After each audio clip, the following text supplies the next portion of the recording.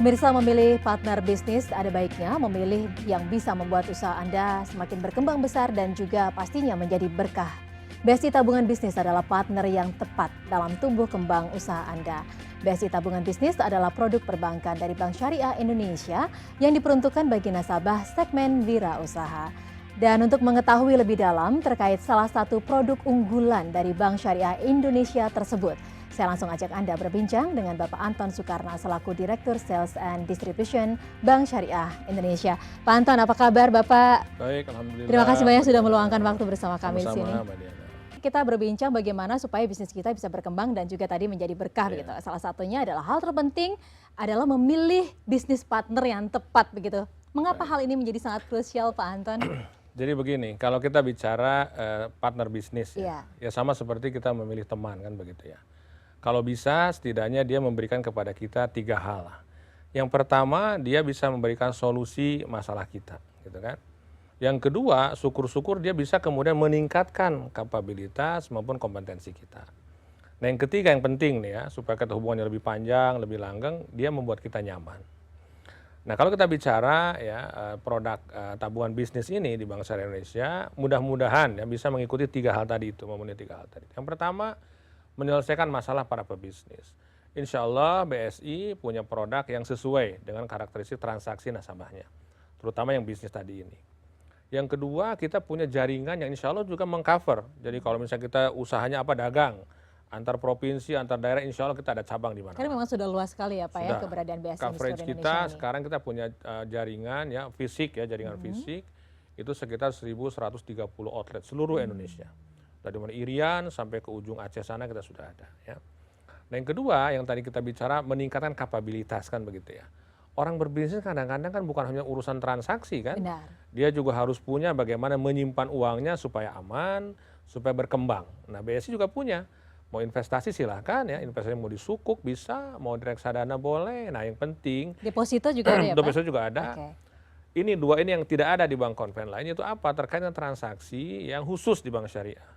Itu transaksi berbasis emas. Karena kalau kita bisa investasi di emas juga kan lumayan tuh ya, kalau dalam jangka panjang juga naik. Nah, kita punya. Nah, yang ketiga yang membuat nyaman, ini yang kadang-kadang kaitannya dengan value seseorang kan begitu ya. Orang berpikir, Pak kayaknya kalau dengan Bank Syariah saya lebih nyaman kan begitu ya. Nah, mudah-mudahan ketiga hal tadi itu bisa membuat para pebisnis kita bukan hanya berhubungan terkait dengan keuntungannya berapa berhubungan dengan BSI, tapi juga kenyamanan secara spiritualnya juga terjaga. Nah, mudah-mudahan ini yang membuat hubungan kita semakin langgeng dan kemudian bisnisnya sama-sama berkembang. Bahkan tadi kalau misalkan sudah sukses mau haji umroh semuanya juga sudah ada di Bank BSI lengkap ya Pak ya. Iya, itu yang penting juga tuh. Baik. Ya. Nah Pak, ini tadi juga Bapak menyampaikan kalau bisa punya partner bisnis itu bisa menyelesaikan berbagai permasalahan, ada solusinya, partnerannya langgeng begitu ya Pak, bisa mengembangkan usaha. Tapi apakah artinya memang begitu penting untuk bisa mendiferensiasikan keuangan atau manajemen usaha kita menjadi sebuah tabungan bisnis tersendiri, Pak? Saya kira perlu ya dan penting karena apa? Begini, orang menabung itu ya itu akan berbeda sesuai dengan tujuannya. Contoh misalnya kalau saya menabung hanya untuk sekedar transaksi harian, kan paling cukup kita punya ATM, ya kan? Cukup punya BSI Mobile, selesai lah. Karena kemana-mana kita pakai kris bisa, kan pakai ATM bisa. Tapi kalau kita bicara bisnis, kan transaksinya banyak tuh. Yang kedua dia harus ada juga, ini dari mana nih pembayarannya kan begitu. Nah, sehingga kemudian dia harus terpenuhi kebutuhannya. Termasuk orang bisnis itu biasanya ya berdasarkan hasil survei kita juga di nasabah kita, kalau orang dia mewakili entitas bisnis atau usaha, pikiran utama dia ada terkait keuntungan. Pertama misalnya apa? Kalau bisa biayanya jangan ada biaya deh. Bisa enggak gitu kan tabungannya ini kalau yang bicara bisnis memenuhi kriteria ini. Yang kedua ya delaynya jangan terlalu lama lah, kalau tidak nggak usah ada delay segala macam, nah itu juga dipenuhi. Yang ketiga dia bisa bertransaksi dimanapun begitu ya, kapanpun ya kan, dengan ukuran ya limitasi terkait transaksinya sesuai dengan kebutuhan bisnis dia. Nah ini kan beda ya, kalau kita misalnya hanya sekedar untuk jajan, untuk usaha, untuk beli bensin kan itu mah nggak terlalu rumit lah kita harus bikin produknya. Tapi kalau untuk bisnis ini kita harus spesifik sesuai dengan kebutuhan bisnis mereka. Gitu. Nah ini ada di tabungan bisnis kita. Jadi sebenarnya apa nih Pak yang menjadi pembeda utama antara tabungan bisnis dan juga mungkin tabungan secara general. Mungkin kalau masyarakat berpikir ya udah kalau misalkan kita berusaha, berwirausaha, kita menggunakan platform-platform tabungan yang ada saat ini. Tapi ini Bapak dari BSI ada salah satu produk unggulannya begitu ya, tabungan bisnis. Ini diferensiasinya seperti apa? Diferensiasinya pertama adalah dari sisi tadi itu apa namanya limitnya. Limit, oke. Limitnya berbeda kan, kalau tabungan biasa itu kan yang untuk transaksi ukuran limitnya biasanya lebih rendah. Tapi kalau tabungan bisnis itu orang bisa bertransaksi dalam satu hari bahkan bisa sampai 1 miliar. Kan begitu ya. Karena apa? Lah bisnis. Kan orang bisa jadi mungkin transaksi hariannya bisa jadi 1 miliar. Tapi kalau untuk rumah tangga rasanya enggak juga lah transaksi kita harus sampai 1 miliar sehari kan begitu ya. Iya, nah ini berbedanya limit. Okay. Yang kedua dari sisi aksesibilitasnya. Kalau tabungan biasa paling kita punya ATM, kemudian BSI Mobile. Nah kalau tabungan bisnis ini kita bisa gunakan berbagai platform yang berbeda. Mulai dari BSI Mobile bisa, kemudian dengan BSI internet banking kita bisa, bahkan bisa dengan CMS.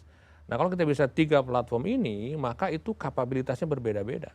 Kalau CMS itu bahkan bisa kita misalnya bayar gaji, kan gaji seluruh pegawai kita bisa dari rumah, nggak usah kita kemudian menggunakan aplikasi tambahan lain, kan begitu ya. Sehingga memudahkan orang ketika berbisnis untuk bayar gaji, bayar ke distributor yang banyak, itu dia bisa sekaligus di rumah dalam satu kali transaksi. Nah yang ketiga yang penting, dia harus kalau bisa semurah mungkin.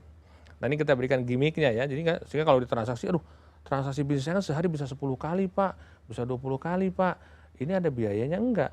Ya kan kalau misalnya taruh rata-rata satu transaksi 5.000, misalnya kalau 20 transaksi kan lumayan kan 100.000, orang misalnya kan mikirnya kan begitu.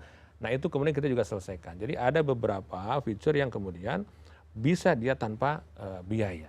Ini kan membuat orang-orang bisnis itu lebih nyaman bertransaksi dengan tabungan bisnis. Nah yang keempat yang penting untuk orang bisnis apa? Catatan. Kan catatan menjadi penting kan, karena apa? Kalau orang bisnis saya bayar ke siapa ya? Hari kemarin harus lihat kan, oh ternyata saya bayar ke misalnya Pak Haji Effendi, jumlahnya sekian untuk transaksi apa. Nah itu bisa kemudian kita buatkan informasi transaksi yang lebih detail. Nah dengan cara ini mudah-mudahan ya para pebisnis kita ketika menggunakan platform ini, maka dia punya beberapa langsung keuntungan. Itu pertama catatan dia menjadi lebih rapi kan begitu ya. Yang keduanya itu tadi akurasi dan kemudian biaya transaksinya akan jauh lebih berkurang. Kurang lebih itulah Mbak Dera. Iya, karena memang kalau kita berbicara tentang bisnis, transaksinya memang pasti besar. Dari misalkan yang paling sederhana, kita membeli barang ya Pak ya, barang-barang mentah mungkin untuk diolah kembali, kemudian membayar karyawan, membayar sewa tempat atau apa. Pastinya limitnya juga besar. Nggak mungkin kalau kita, sekarang kita nyicil nih ya untuk transfernya karena limit kita terbatas kan gitu ya. Tapi Pak, yang satu hal yang juga harus diperhatikan adalah ketika akhirnya para nasabah itu berpikir, saya ingin membuka limit transfer yang sebesar-besarnya padahal tidak sesuai sama kebutuhan. Nah itu apakah ada masukan dari pihak BSI? Karena itu akan pemborosan juga kalau misalkan akhirnya kita limitnya unlimited begitu. Seperti apa Pak? Jadi sebenarnya ya kalau kita bicara limit, ini kan salah satu hal yang paling dasar dalam teori pengelolaan manajemen risiko. Jadi selain limit ada juga yang lain misalnya apa? Harus ada dual control kan misalnya kan begitu. Kalau kita tahu nasabah ini misalnya ya kebiasaan transaksinya itu tidak sebesar itu, maka kita bisa berikan advice kepada dia. Pertama, jadi bisa dikasih masukan begitu ya buat Pak apa ya? Pak dengan limit sebesar ini? Kalau dia kekeh misalnya, nggak apa-apa, siapa tahu saya dapat uang banyak kan gitu ya. Nah kita akan sarankan kepada dia kalau bisa mungkin dengan dual control juga. Kayak contoh misalnya dual control dalam di CMS-nya bisa jadi 2 kali, misalnya 2 orang, ada yang inputernya, ada yang kemudian melakukan proses approval-nya. Nah karena manajemen risiko salah satunya adalah dengan cara ya membagi ya segregasi duty dari si pengambil keputusan. Karena kita bisa bayangkan ya kalau kita misalnya punya kasir nih, kita kasih pokoknya terserah kamu deh transaksinya mau berapa gitu kan tiap hari. Ternyata mungkin transaksi bisnisnya melebihi dari yang seharusnya. Mungkin dia gunakan untuk hal yang tidak patut dan seterusnya. Itu kan berbahaya. Tapi kalau dengan limitasi setidaknya ketika dia naik, misalnya pokoknya kalau setiap transaksi di atas 50 juta harus ke saya sebagai owner, maka itu dimungkinkan dengan model platform kita di CMS. Sehingga kemudian pemilik barang, pemilik usaha bisa mengontrol kemungkinan terjadi risiko. Ini salah satu contoh ya kenapa kita perlu menggunakan platform CMS misalnya atau BSI Net atau kemudian BSI Mobile kita untuk mengontrol bisnis kita supaya jauh lebih aman juga. Bukan hanya lancar ya, kalau usaha kan bukan cuma lancar ya, tapi juga aman. Ya artinya memang di sini BSI juga tidak hanya memberikan kemudahan untuk limitnya diperbesar, tapi juga ada double control begitu ya Pak ya. Ini salah satu keunggulannya. Dan tadi yang juga menarik adalah kalau namanya pebisnis sebisa mungkin kalau bisa dana yang dikeluarkan seminimal Betul. mungkin, termasuk untuk hal transfer nih Pak. Iya. Soalnya banyak sekali yang berpikir, wah sekali transfer antar bank 6.500. Seperti tadi kebijakannya dari bank Iya. adalah tidak ada biaya transfer ya Pak ya? Bisa sampai, Bisa sampai? 1 bulan itu sekitar 100 transaksi. Wah itu Gitu. cukup banyak Pak. Banyak, makanya nanti kalau misalnya, oh ini kita dapat 100 transaksi free, Iya. RTGS maupun transfer begitu ya. Dia bisa milah-milah kan. Oh berarti untuk transaksi ini sekian kali dan seterusnya. Itu kan membuat orang juga punya perencanaan yang lebih baik. Gitu. Baik, itu bisa menjadi salah satu keuntungan lagi Iya, akhirnya ya Pak ya, betul. menambah keuntungan yang tadi Bapak Iya. sampaikan. Baik, kita akan lanjutkan perbincangan apakah memang tabungan bisnis ini hanya untuk usaha-usaha yang sudah besar ataukah mungkin juga bisa Pak wirausaha yang masih kecil? Oh bisa. Bisa ya tentu Pak, kita saja. akan bahas, jangan dijawab dulu, kita akan bahas di segmen selanjutnya dan pemirsa jangan kemana-mana, Insider akan segera kembali sesaat lagi, tetaplah bersama kami.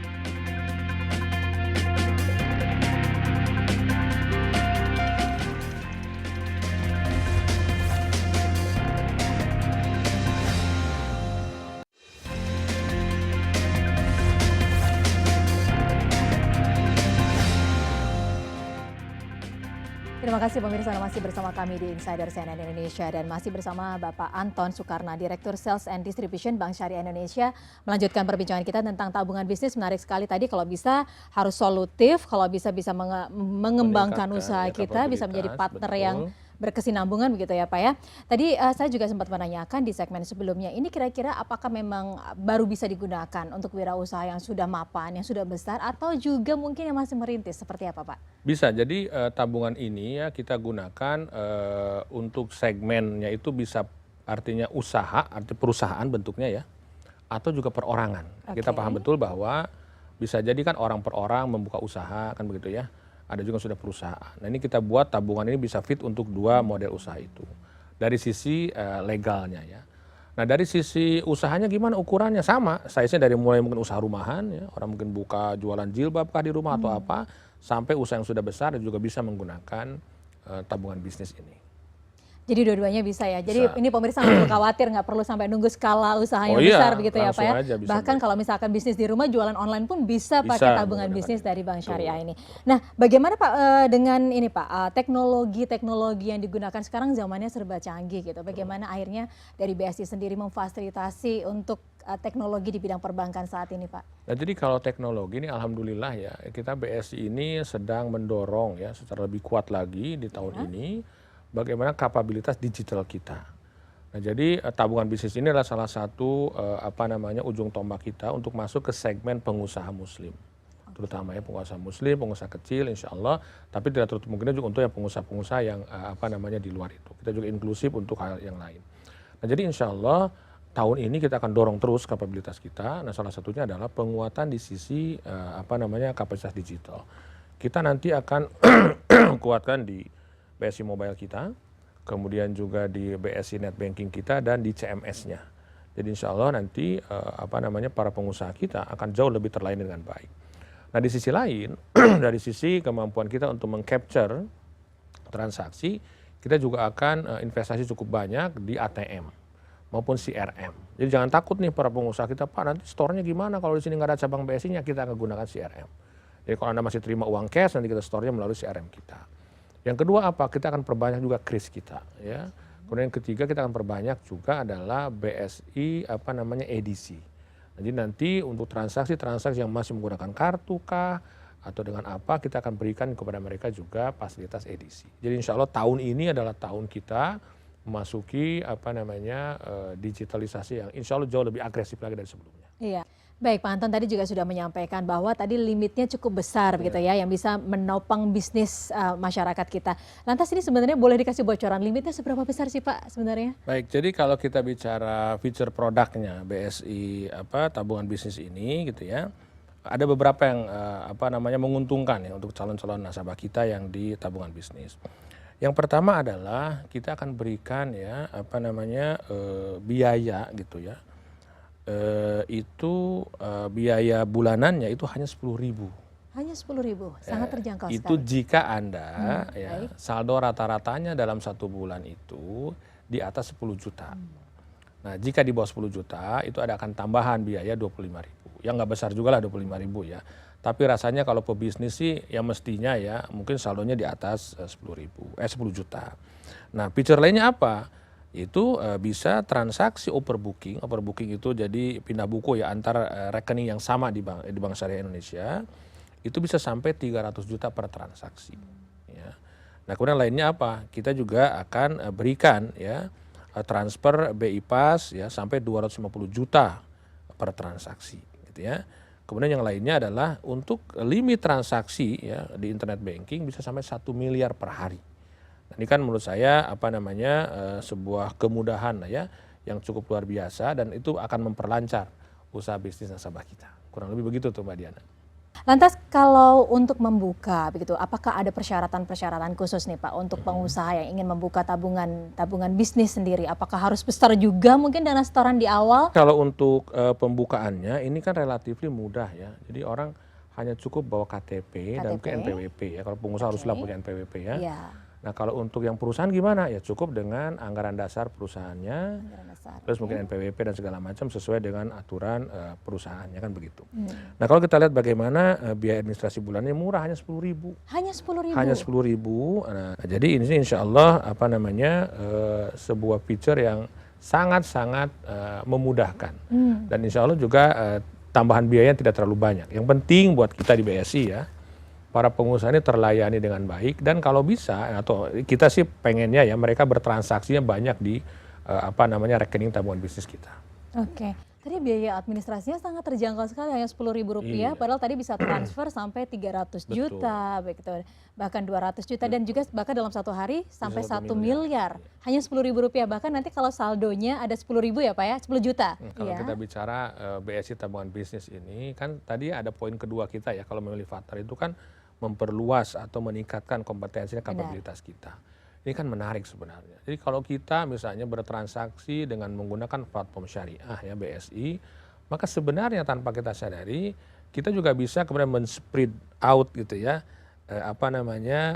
orang yang bertransaksi di mereka juga menggunakan nasabah-nasabah kita.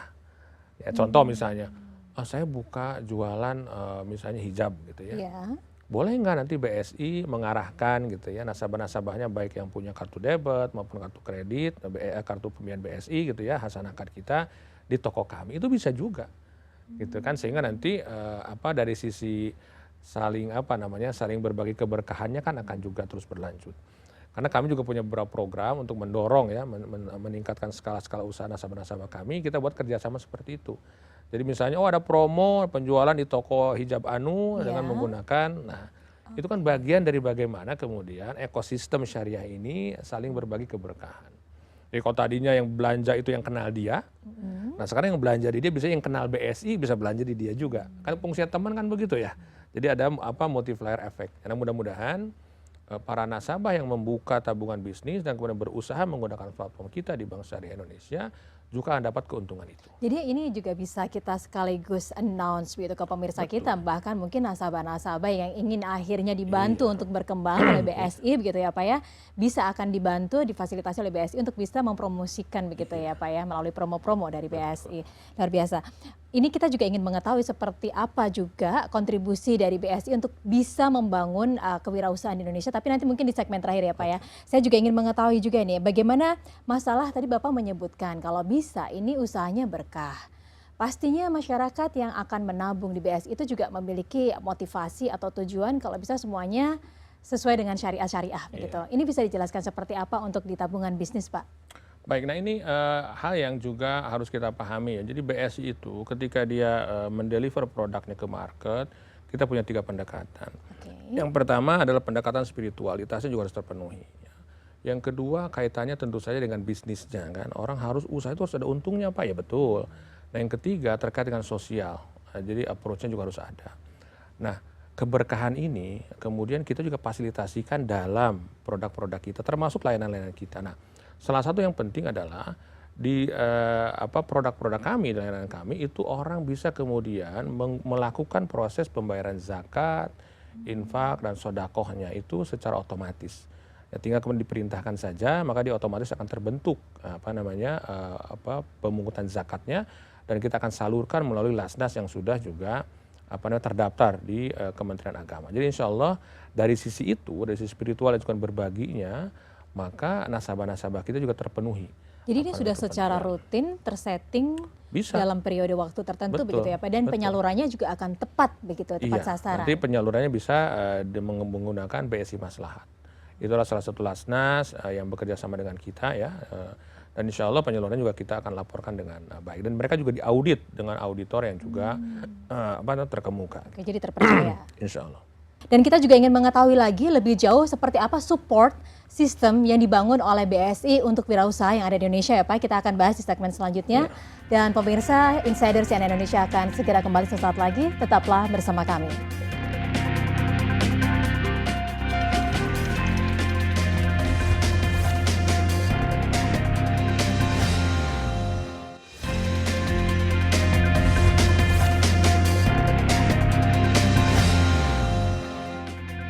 Kita lanjutkan perbincangan kita di Insider CNN Indonesia, masih bersama Direktur Sales dan Distribution Bank Syariah Indonesia, Bapak Anton Soekarno. Bapak, menarik sekali kita berbincang tentang tabungan bisnis dari Bank Syariah Indonesia. Tapi semua orang Pak, kalau berbicara tentang bisnis pastinya mau sustainable gitu ya, berkelanjutan. Kira-kira supportnya seperti apa yang bisa diberikan oleh Bank Syariah Indonesia ini Pak, untuk para wirausaha supaya bisnis mereka sustainable? Baik, jadi begini, kita bukan hanya kaitannya dengan memelihara ya dan menumbuhkan pebisnis-pebisnis yang sudah ada.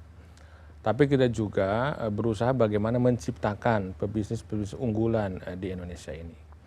Nah, Bank Syariah Indonesia ya, baik secara entity banknya maupun kerjasama dengan BSI Maslahat ya, sebagai partner kita dalam sosial pembiayaan sosial, kita bangun beberapa model.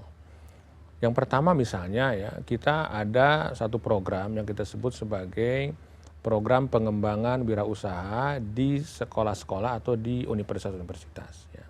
ISDP namanya itu. Jadi Islamic Social Development Program. Nah, kita ingin mencetak bagaimana calon-calon pengusaha muda ke depan. Nah, caranya gimana? Kita ada kerjasama dengan universitas tertentu, kemudian kita kurasi bisnis model yang mereka usulkan dari mahasiswa, kita beri pelatihan dan kemudian kita berikan dia seed capital. Ada beberapa bahkan yang sekarang sudah jadi pengusaha lumayan lah. Sudah dapat juga pinjaman dari Bank Syariah Indonesia, berkembang usahanya. Walaupun dulu mungkin usahanya skala kecil ya, skala rumahan, sekarang alhamdulillah. Ada yang di pertanian, ada yang di batik, ada yang juga bahkan ada usaha yang menurut saya agak sedikit unik ya, terkait dengan usaha-usaha jasa-jasa layanan tertentu yang ya spesifik anak muda zaman sekarang lah. Nah, yang kedua, BSI pun juga memberikan ruang ya, bagi calon-calon wirausaha muda ini. Kita ada namanya disebut dengan BSI talenta wirausaha. Kan talenta ya, calon ya, talent ya, wirausaha. Dan itu kemudian kita bagi dalam beberapa segmen ya, ada yang santri bahkan. Ini santri khusus kita masukkan dalam kategori ini. Sisanya adalah para mahasiswa dan masyarakat umum.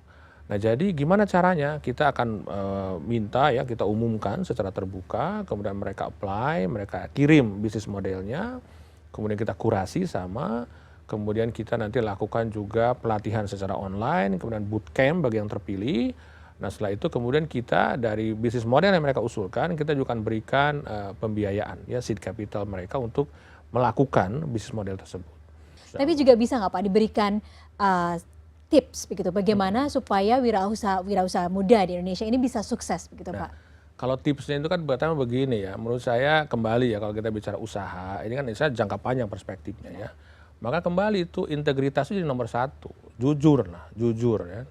Jujur itu kan bisa banyak tuh, bisa jujur pada diri sendiri, ya jujur juga kalau pada partner bisa apalagi harus jujur ya. Contoh jujur pada sendiri kan begini, kalau kita punya usaha, tujuan kita untuk apa sih? Kan kita harus jujur juga kan, oh buat kaya Pak, nah itu kan jadi repot nanti kan, kita harus mengejar sesuatu yang sifatnya ini, tapi kalau misalnya buat supaya saya bisa memberikan keberkahan buat orang segala macam, kan beda tuh motivasinya ya. Jadi pertama tuh harus punya integritas yang kuat, kejujuran. Yang kedua tentu saja adalah kerja keras. Saya lihat nggak ada tuh nasabah-nasabah saya yang berhasil itu tanpa kerja keras tuh nggak ada. Semua pengusaha-pengusaha ya, sejak saya dulu awal pertama kerja di bank, kemudian orang nasabah itu berkembang, kebanyakan mereka orang yang kerja keras, ya kan? Nah, yang ketiga ini yang harus juga dipahami oleh pengusaha adalah akuntabilitas. Ya, salah satu contoh akuntabilitas adalah tadi itu memisahkan antara urusan pribadi dia, terutama di masalah keuangannya, dengan bisnisnya. Karena kalau nggak akuntabilitas kan repot, ya kan? Uang ini uang usaha apa uang sendiri kan begitu ya. Nah ini kan jadi repot. Nah makanya kenapa perlunya kita punya tabungan bisnis tadi itu. Supaya ada akuntabilitas. Nah ketika bicara buka tabungan bisnis, akuntabilitas bukan cuma dipisahkannya antara transaksi pribadi dengan transaksi usaha, tapi juga catatannya menjadi lebih jelas. Kan yang penting kan itu kan ya, jangan sampai, loh kok usaha saya bulan ini turun, kenapa? Ketika kita lihat catatannya, oh ternyata Anda mungkin membayar banyak hal yang tidak di follow up terkait dengan mungkin tagihannya atau apanya. Sehingga kan akuntabilitas terjaga. Dan yang keempat kembali ya, kalau kita bicara bisnis ke depannya tetap harus punya standar quality yang bagus. Ya, jadi delivery-nya juga harus pas, kualitas barangnya harus bagus kan begitu ya. Yang keempat kembali networking-nya dijaga. Kembali bagaimanapun kan orang berhubungan dengan kita kan kadang-kadang bukan cuma urusan barang Anda bagus, tapi juga bagaimana Anda secara pribadi juga kemudian men-treat ya, rekan bisnis kita juga dengan baik. Saya kira mungkin itu beberapa yang bisa kita jadikan sebagai tips lah untuk bagaimana supaya para pengusaha ini bisa bertumbuh dengan baik. Tapi kan itu dari perspektif saya kan melihat orang ya, artinya berusaha, karena saya juga sebagai orang bank melihatnya, bukan pengusaha saya kan gitu ya. Tapi yang saya lihat beberapa nasabah kita yang berhasil, ciri-cirinya kurang lebih seperti itu. Iya, baik. Ini adalah salah satu konklusi bahwa memang BSI ini secara totalitas begitu ya Pak, membangun SDM muda, wirausaha muda yang sukses di Indonesia, dan juga tadi sudah diberikan tambahan modal, pendampingan, bahkan sudah disediakan tabungan bisnis begitu ya Pak ya, sehingga bisnis mereka juga bisa ada solusinya, lebih solutif, kemudian berkembang pesat begitu, dan juga akhirnya berkah, itu yang sangat penting juga ya Pak ya. Baik, Bapak Anton Soekarno, terima kasih banyak sudah sharing bersama kami, semoga perbincangan kita ini membawa manfaat Pak untuk pemirsa kita semua. Baik, terima kasih. Dan pemirsa, dengan membuka BSI Tabungan Bisnis, maka nasabah bisa menikmati berbagai kemudahan dan juga fasilitas yang ditawarkan. Dan tentu saja diharapkan dengan segala fasilitas yang unggul tersebut, usaha nasabah bisa tumbuh berkembang dan juga menjadi usaha yang penuh berkah. Demikian perbincangan saya dengan Pak Anton Soekarno, Direktur Sales dan Distribution Bank Syariah Indonesia. Saya Diana Dwiqa undur diri, terima kasih atas kebersamaan Anda dan sampai jumpa. Bapak, terima kasih banyak.